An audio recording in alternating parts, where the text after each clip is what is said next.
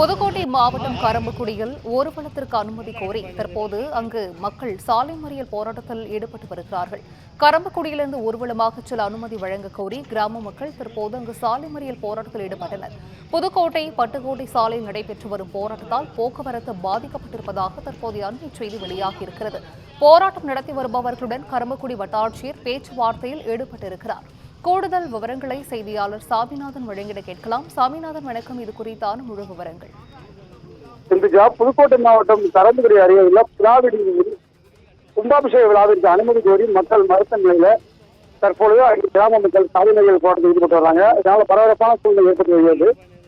புதுக்கோட்டை மாவட்டம் கரம்பக்குடி அருகே பிளாவிடி கிராமத்தில் மலையாத்தம்மன் கோயில் கும்பாபிஷேக விழா வருகின்ற 4ஆம் தேதி வியாழக்கிழமை நடைபெற உள்ளது.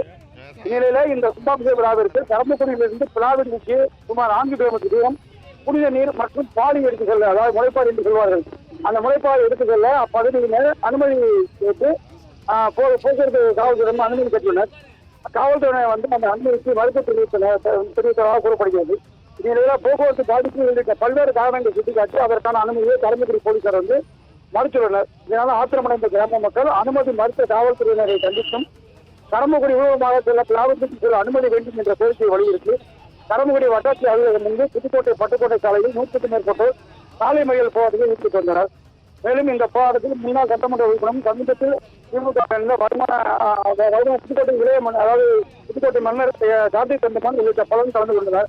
இந்த போராட்டத்தில் அப்பகுதியில் சென்ற போக்குவரத்து பாதிப்பு ஏற்பட்ட நிலையில கரம்பக்குடி வட்டாட்சியர் பேச்சுவார்த்தை நடத்தி ஊர்வலம் செல்ல அனுமதி வழங்கப்படும் என்று தெரிவித்ததை அடுத்து தற்போது அந்த போராட்டமானது தலைமையில போராட்டமானது கைவிடப்பட்டுள்ளது. கிட்டத்தட்ட இந்த போராட்டங்களால் சுற்றி இருபக்கம் போக்குவரத்து பாதிப்பு ஏற்படுவது. கிட்டத்தட்ட 2 மணி நேரத்துக்கு மேலாக போக்குவரத்து பாதிப்பு ஏற்படுது. இந்நிலையில இந்த போக்குவரத்து இந்த சாயமயில போராட்டங்களால் அந்த பகுதியில் பரபரப்பு ஏற்பட்டது. சொல்லிட்டார்.